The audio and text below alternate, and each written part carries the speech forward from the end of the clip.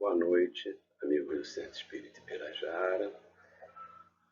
É com grande alegria que, mais uma vez, estamos reunidos para o estudo do Livro dos Espíritos. Esse estudo é realizado de forma contínua, às sextas-feiras, às 19h30. Meu nome é Carlos Henrique, nós estamos no capítulo 2 dos Elementos Gerais do Universo, e hoje nós vamos falar sobre as propriedades da matéria, que são as perguntas 29 a 34. Antes do início do nosso estudo, eu vou ler uma página do livro Pão Nosso, do Espírito Emmanuel, Psicografia de Chico Xavier. Convite ao bem. Mas quando fores convidado, vai. Esse Jesus está em Lucas, no Evangelho de Lucas, capítulo 14, tem 10. Em todas as épocas, o bem constitui a fonte divina, suscetível de fornecer-nos valores imortais. O homem de reflexão terá observado que todo período infantil é conjugado de apelos ao sublime manancial. O convite sagrado é repetido anos a fio.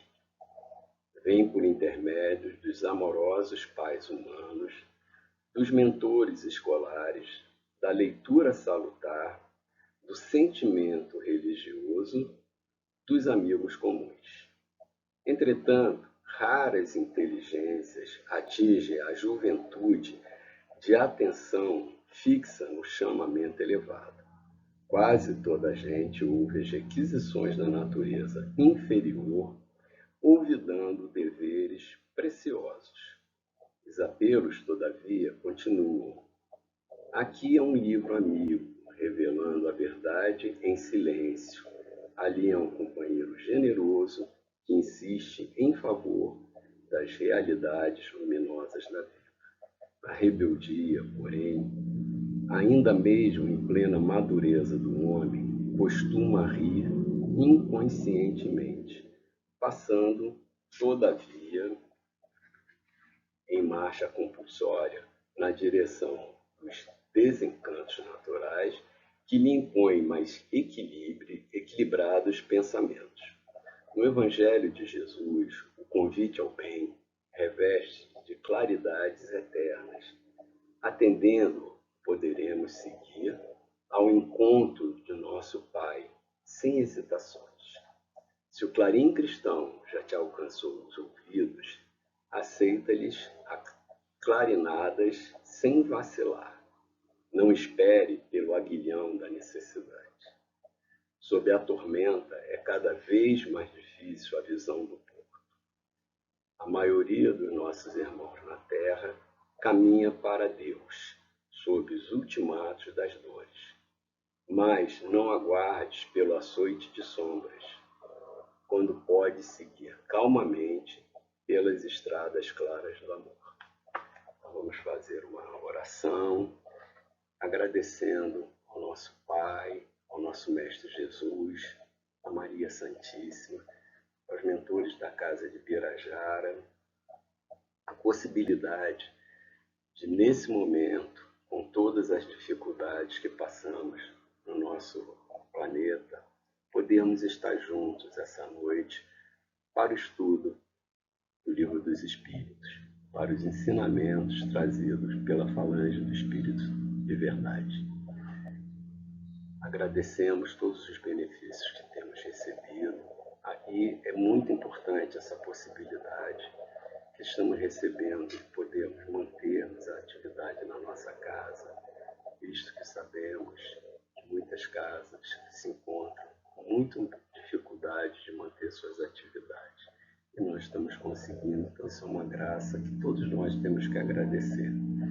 Então, rogando a espiritualidade da casa que conduza esse estudo, que me intua para poder trazer um estudo de forma clara e ligada aos ensinamentos doutrinários. Que assim seja, graças a Deus. Então vamos começar o estudo, né? Eu já começo com essa imagem aqui, que a gente está falando da propriedade da matéria. E a gente, quando olha aqui, a gente vê o título já, a matéria escura na constituição do universo.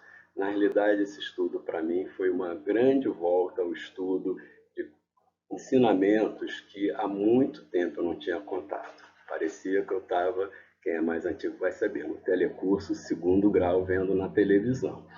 Então, hoje a gente vê que a matéria, a gente vê que 70% do universo é composto por energia escura, 26% por matéria escura. E tudo que nós conhecemos, que é o resto, são os planetas, as estrelas, nossos corpos, são 4% da matéria.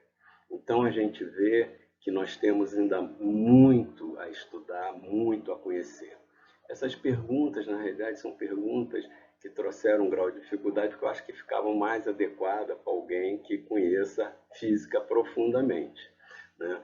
E poderia ser mais claro, mas eu vou fazer um esforço de tentar trazer algumas informações que aparentemente não são importantes, mas para nós analisarmos como a falange, né, do Espírito de Verdade trouxe informações importantes, informações que a primeira leitura pode parecer, mas isso não é adequado, atualizado para o momento atual, mas a gente vai vendo que os espíritos abrem um leque, eles sempre trazem a gente de forma contínua de ensinamento, né? Eles também, do mesmo jeito que a nossa evolução não é feita em saltos, os conhecimentos trazidos pelos espíritos de luz são conhecimentos contínuos, adequados para cada época, para um entendimento mais correto, um entendimento mais possível, com um maior número de pessoas. Então, nós temos sempre que lembrar que Kardec era um homem da ciência, mas um homem da ciência de 1800, né, desse século todo. Então, vamos ver que algumas descobertas foram feitas após a passagem de Kardec para o mundo espiritual. Então, as perguntas dele e as respostas dos espíritos eram plenamente adequadas para aquele momento. Porque se eles trouxessem informações muito avançadas, não teria nenhum benefício e, pelo contrário, poderia confundir. E é o esforço que eu vou fazer hoje para nem eu me confundir. Então, a primeira pergunta que Kardec faz é a pergunta 29. A ponderabilidade é um atributo essencial da matéria? E a primeira coisa que a gente vai fazer vai ver o que é ponderável. Ponderável é aquilo que se pode pesar, avaliar ou examinar. Então vamos voltar para a pergunta. Ponderabilidade é um atributo essencial da matéria? E os espíritos respondem: da matéria como entendeis, sim, não porém da matéria considerada como fluido universal. E aqui Kardec está se referindo ao fluido cósmico universal. O fluido cósmico universal, ele fala, é uma matéria etérea e sutil, né? É uma matéria etérea e sutil que constitui esse fluido, vos é imponderável. Nem por isso, entretanto, deixa de ser o princípio da vossa matéria pesada. Então, nós temos a informação que existe um fluido que nós não conseguimos mensurar, nós não conseguimos medir, porque é uma matéria etérea, né? Nos livros de André Luiz refere ao éter, né? E nós vemos que é o fluido cósmico universal. E desse fluido cósmico universal, como já foi dito também pelo Ricardo no estudo anterior, é onde está o princípio da nossa matéria. É o que os espíritos, é onde os espíritos trabalham para a constituição da matéria. E essa matéria vai de uma matéria mais bruta a uma matéria mais quintessenciada, mais fluida, né? No sentido aí é fluida mesmo, né? Mais etérea do que a matéria mais bruta que nós temos contato. Nós temos que lembrar da Trindade universal, que é Deus acima do espírito, espírito aí com E minúsculo, como o Ricardo já frisou, porque a pergunta que a gente tem anterior sobre o espírito é: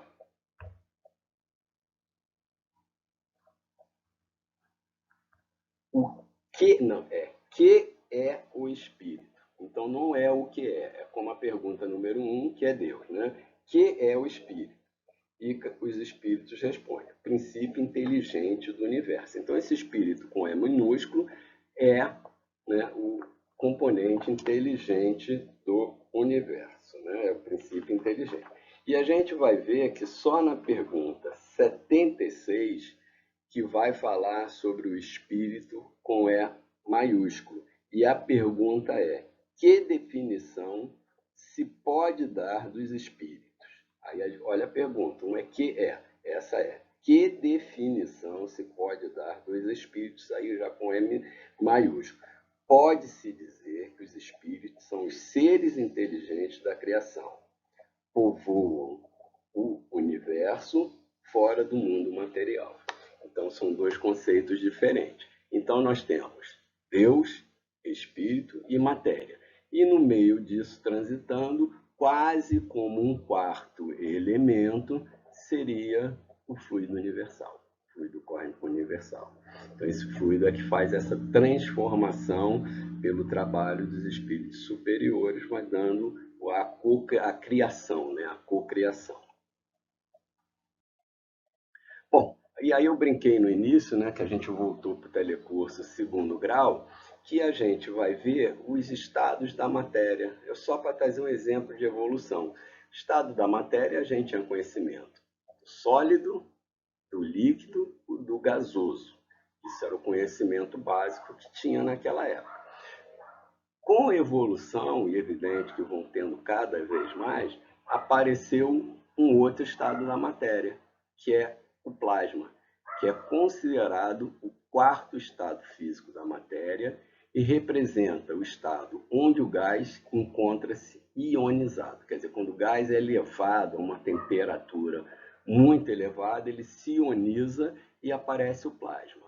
O Sol e as estrelas são formados basicamente de plasma. Então, isso requer uma alta temperatura, né? A gente vai ver que a composição do Sol é 70% de hidrogênio, 20 e poucos, um pouquinho por cento de hélio e outros elementos, né? Mas todos eles sob alta temperatura, né? Expandindo uma grande quantidade de energia. Né? O plasma tem pouca, né, no nosso planeta, é mais ligado a outros setores, né, do universo, mas a gente tinha a televisão de plasma, que usava esse estado da matéria, né, que ficou um tempo e já foi para os museus. Mas também depois foi descrito um quinto estado, que é o condensado de Bose-Einstein, que é caracterizado por partículas que se comportam de maneira extremamente organizada e vibram com a mesma energia, como se fosse um único átomo. E para isso elas vão se agregando, dependem, ao contrário do plasma, da baixa energia. Então eu estou trazendo isso só para a gente ver que quando Kardec fez essa pergunta, será que se os espíritos trouxessem essa resposta, tem sólido, líquido, plasma e condensado de Bose-Einstein, como funcionaria? Então cada coisa precisa um tempo para ocorrer. E aí Kardec continua: a matéria é formada de um só elemento, de um só ou de muitos elementos? Os espíritos respondem: de um só elemento primitivo. Os corpos que considerais simples não são verdadeiros elementos, são transformação da matéria primitiva. Então Kardec está trazendo que a matéria primitiva vem lá derivada do fluido cósmico universal, né? E os elementos são únicos, é um só elemento e que vai trazendo todas essas alterações, a transformação da matéria. E aqui eu trouxe, né, um exemplo do carvão ou diamante, né? O carvão e o diamante são formados basicamente do átomo de carbono, né? Então, o carbono mineral é poroso, é frágil, e o diamante é extremamente duro, né? É uma das substâncias mais duras que conhecemos, né? E ele aparece como? Por uma transformação da formação, a gente vai ver até no próximo slide, desses átomos, porque foram submetidos a grande pressão e temperatura. Então, o elemento que ainda não é o elemento primitivo, é uma transformação, é o carbono. E mesmo nisso ele pode tomar formas diferentes por interferências ambientais.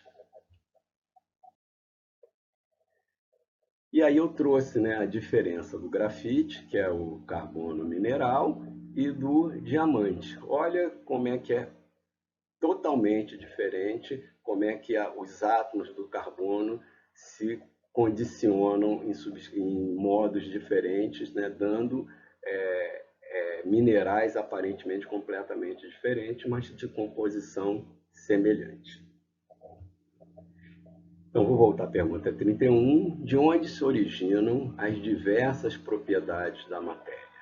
São modificações que as moléculas elementares sofrem por efeito de sua união em certas substâncias. Então, aqui Kardec está falando de moléculas elementares, né?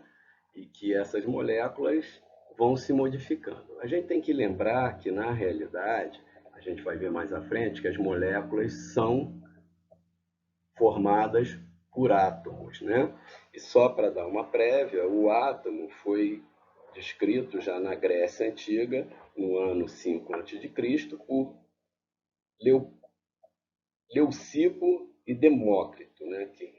E eles que descreveram o átomo. E foi como descrevendo, eles pegaram a matéria, né, qualquer matéria, foram cortando cada vez menos, até chegar a um ponto que eles consideravam que era indivisível. Então, o átomo é o que não é mais divisível. Na época, né, naquela época e até o século XIX, até o final do século XIX, né? O átomo era considerado a matéria indivisível, mas não havia a prova, após a morte de Kardec, é que se tem de fato a demonstração da composição de um átomo, das descobertas que vão levar ao conhecimento da formação do átomo, que passou a ser o menor elemento, que não era. E a progressão da ciência vai mostrando que existem elementos subatômicos. Então a gente vai vendo que vai tendo uma decomposição e um acréscimo de ensinamento cada vez mais. Mas naquele momento que os espíritos podiam dizer que a propriedade, as diversas propriedades da matéria eram modificações que as moléculas elementares sofriam. Né? E a gente vê que é essa modificação mesmo. Você vê a molécula aqui formada, o carbono, com diversas conformações, mostrando completamente materiais completamente com propriedades completamente diferentes. De acordo com o que vindes de dizer, os sabores, os odores, as cores, o som, as qualidades venenosas ou salutares dos corpos não passam de modificações de uma substância primitiva. E aí Kardec responde, os espíritos respondem, sem dúvida, e que só existem devido à disposição dos órgãos destinados a percebê-los. Então, aqui a gente vai vendo que é uma modificação e a cada modificação existe uma alteração para disponibilidade. Então, Kardec fala, por isso, porque alguns a gente vai ver à frente, uma coisa é agradável, outra é desagradável, quer dizer, essas informações vão dando de acordo. E a gente também vai vendo, né, que as qualidades venenosas ou salutares modificam, porque a gente vê substâncias tóxicas que com pequenas modificações passam a ser substâncias terapêuticas, né? E que usadas em dose excessiva podem também levar à morte. Isso a gente tem uma substância que usou muito para o tratamento da insuficiência cardíaca, que era o digital, né, que usado, né, é tirado da digitalis lanata de uma planta, né, e ele usado numa dose adequada, ele é terapêutica. Usado numa dose excessiva, ele é um veneno, provocando alterações no coração, levando à morte. Então a gente vê que a mesma substância, em quantidades inclusive diferentes, podem ter comportamentos completamente diferentes. E aqui eu trouxe a luz, né? Que a luz é o quê? É a transmissão dos fótons, que são partículas, né, compostas pelas partículas elementares, que são mediadoras das forças eletromagnéticas. E a gente vai vendo que o olho é capaz de ver uma determinada frequência energética, né, de comprimento de onda, que vai de 700 a 400. E a gente vai vendo que acima de 700 vem as ondas infravermelhas, que o olho humano não consegue captar, depois vem a micro-ondas, ondas de raio. E abaixo a gente vai vendo as ondas ultravioleta, o raio X e os raios gama. Então você vê, é só a mudança do comprimento de onda da mesma matéria energética que vai ser percebida no corpo de forma diferente. Então, Kardec, aí os comentários, né? A demonstração desse princípio se encontra no fato de que nem todos percebemos as qualidades dos corpos do mesmo modo. Enquanto que uma coisa agrada a um gosto de um, para o outro é detestável. O que vê uns vem azul, outros vem vermelho.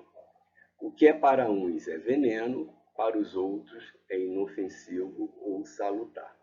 E aí, ontem eu fazendo esse estudo, me lembrei dessa história, né, do vestido de cores diferentes, né? Na realidade, aqui a gente vê a fotografia, eu vejo um vestido dourado e branco, e ao lado vejo um vestido azul e preto, né, com faixas pretas.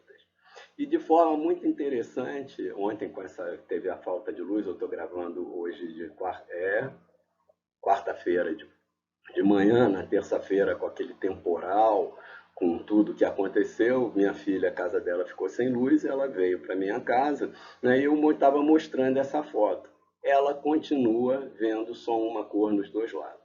Então, mostrando que a percepção é totalmente diferente, né? Algumas pessoas do nosso grupo que vêem o estudo agora vão ver em cores diferentes, né? Eu, particularmente, consigo ver as cores diferentes. Minha filha só via os vestidos paralinguais com leve variação de ser mais claro ou ser mais escuras, né? Então é isso, enquanto uns veem azul, outros veem vermelho. Existe uma modificação, né? A gente vai ver que os pacientes daltônicos, o feixe de luz é comum a todos, né? O feixe energético é comum a todos. Por alterações anatômicas lá atrás na retina, não vou entrar em detalhe, né? Eles não conseguem perceber a cor, né? Então tem pessoas e hoje a gente está vendo, né? Com a pandemia, né? Do coronavírus, a gente vê, todo mundo já conhece, né? Uma alteração que ele leva é a perda do paladar, né? E não necessariamente houve nenhuma mudança material. Que era salgado, continua salgado, que era doce, continua doce, mas existe uma alteração dos órgãos receptores, então a matéria continua da mesma forma, mas a percepção que nós recebemos é que passa a ser um pouco diferente. Então, a mesma matéria elementar é suscetível de experimentar todas as modificações e de adquirir todas as propriedades. Então, a mesma matéria elementar é suscetível de experimentar todas as modificações e de adquirir todas as propriedades? Sim, e isso que deve entender quando dizemos que tudo está em tudo. E aí eu dei uma olhada, uma curiosidade, porque o Ricardo também já tinha citado, que é os bósons de Higgs, que é uma das partículas elementares da física. Essas partículas são conhecidas como modelo padrão da física. Ela é responsável por criar um campo que permeia todo o espaço. Então, daí que muitas pessoas falam, mas não existe uma comprovação. Eu fui até ver na edição de O Consolador, tem um editorial de uma pessoa que fala como se a partir dos bósons de Higgs fossem a comprovação da existência do fluido cósmico universal, porém, no final, o editor do Consolador fala que aquilo ainda existe necessidade de comprovação, que seria ainda uma opinião da pessoal, né? Quer dizer, então, mas todos nós temos direito, mas é um estudo bastante interessante.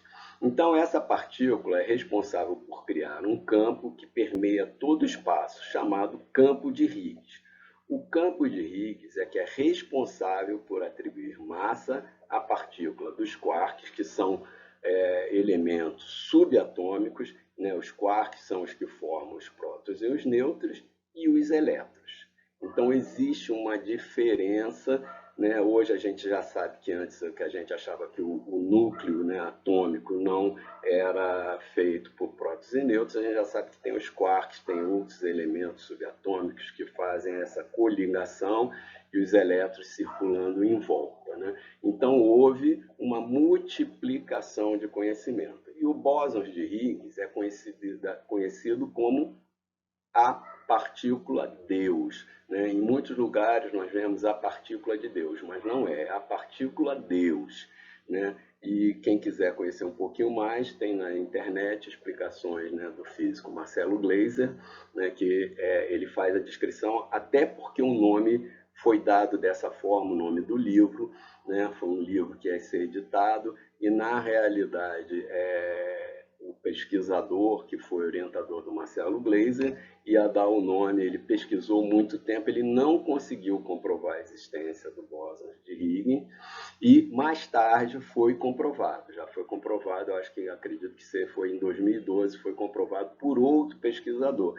E ele escreveu um livro quando ele ia botar a partícula maldita. Em inglês, a partícula maldita, o início é God, da palavra maldito que ele ia colocar, que significaria maldito. E o editor diz, não é melhor tirar o resto e deixar só partícula, né? Em inglês seria, né, partícula de Deus, e porque isso vai vender mais livro. De fato, ele vendeu muito livro, e daí saiu esse nome, né? Mas não há uma comprovação, né, religiosa, né? Isso é uma especulação que talvez isso fosse o fluido cósmico, porque estaria massa tudo, seria uma grande explicação, mas ainda para o entendimento, é como os espíritos falam, entendimento progressivo, porque daqui a pouco a gente vai ver mais subpartículas, mais subpartículas, e algumas pessoas podem dizer, Carlos, por que você está falando isso, né? E o que isso vai acrescentar, né, nesse momento? Não, e aí eu estava pensando, né, em fazer um estudo assim, só um demonstrativo, né, mostrando que isso tudo é ligado à lei do progresso, à lei do conhecimento. Nesse momento, talvez esse conhecimento, para mim, foi uma lembrança e um conhecimento de coisas que eu desconhecia, porque na realidade, podia dizer, isso na minha vida prática não influencia em nada. Mas na realidade nós estamos na lei de progresso, agregando conhecimento, agregando evolução de conhecimento científico, que em algum momento vai nos ser útil. Pode não ser nesse momento, mais à frente. Então, estou trazendo só, até de uma forma muito rápida e muito superficial, mostrando como a lei do progresso existe, conhece, né, aconteceu, né, e os espíritos trazem lá, né, no livro dos espíritos, a lei do progresso, né, que vai se fazendo. Então, por isso que eu no início falei, os espíritos vão trazendo as informações de forma adequada ao nosso preparo intelectual para o entendimento. Kardec continua. Não parece que essa teoria da razão, ao que não admitem na matéria senão duas propriedades essenciais, a força e o movimento, entendendo que todas as demais propriedades não passam de efeitos secundários que variam conforme a intensidade da força e a direção do movimento? E os espíritos respondem: é acertada essa opinião.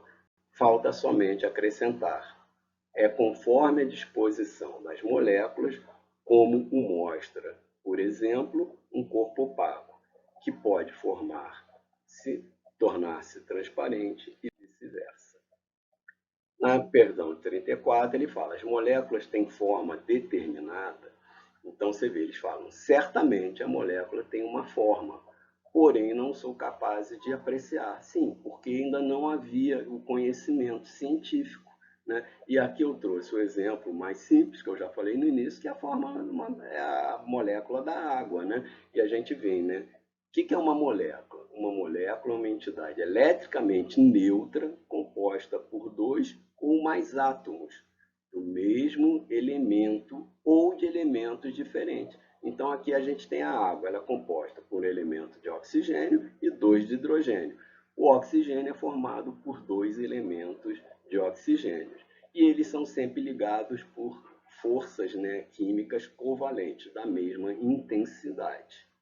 Então, né, nós não éramos, naquela época, ainda não era capaz, porque ainda não havia a individualização dos átomos. E aí Kardec pergunta, essa forma é constante ou variável? Constante é das moléculas elementares primitivas, variável é das secundárias, que não são, que mais não são do que aglomerações das primeiras. Porque o que chamar de molécula, longe ainda está da molécula elementar. Então, aqui ele usa até da molécula elementar. E aqui eu trouxe o exemplo da água oxigenada, né? Que é a água que tem o oxigênio e dois elementos de hidrogênios, né? Que são os mesmos elementos atômicos que, se agrupando em números diferentes, em coligações diferentes, vão dando propriedades diferentes. Mas olha só o que ele diz, né? Porque o que chamais de molécula longe está da molécula elementar. Quer dizer, então Kardec aí já avisava que existia outras subdivisões que naquele momento não nos seria dado o direito de conhecer. Então, eu trouxe hoje essa reflexão. Eu espero não ter ficado muito confusa, mas eu quis dar uma sequência mostrando a necessidade do progresso do conhecimento, da necessidade do estudo, do nosso preparo intelectual, porque sabemos, né, que a evolução intelectual se faz muito mais rápido que a evolução moral, mas a evolução intelectual também propicia a nossa evolução moral, né? Então, esse é um início, né, que Kardec vai fazendo as perguntas e os espíritos vão respondendo de acordo com aquela época, né? Então, nós vamos prosseguir o estudo na próxima semana, né, onde vai ser abordado o tema o espaço universal. Então, eu quero agradecer a presença de todos que estão vendo o vídeo agora à noite, né? Apesar de eu já ter falado que eu gravei em um dia anterior, mas que o vídeo será disponibilizado para todos vermos no momento adequado. Mas, assim, sempre lembrando, né, que nesse momento que nós estamos vendo o vídeo, mesmo que em momentos diferentes, nós fazemos a coligação com a nossa casa espírita, trazendo, né, o sentimento e a sensação que estaríamos naquele salão, né, fazendo estudo presencial, estudo esse que está trazendo, né, tanta saudade, tanta necessidade a todos nós. E aí eu vou encerrar com a leitura de uma mensagem do livro Vida Feliz, né, do espírito de Joana de Anjos, psicografia de Divaldo Franco. O perdão real é sempre acompanhado pelo esquecimento do mal recebido. Se perdoas, porém, te referes ao acontecimento, estás vitalizando o erro. Trabalha a inferioridade pessoal que se fixa na lembrança do sofrimento experimentado e agradece a oportunidade de perdoar. Como evoluir sem testes de aprimoramento moral? O perdão que agora concede será teu padrinho amanhã, quando necessites da benevolência e da desculpa de outra pessoa. Perdoar é sempre melhor para quem o faz. Age sempre assim e viverás. Então, amigos, até uma próxima oportunidade, né, que todos nós estejamos trabalhando no bem, nos nossos compromissos assumidos, né, antes da nossa encarnação e nos compromissos materiais agora assumidos, né, com a nossa casa, com a doutrina espírita. Então, boa noite a todos.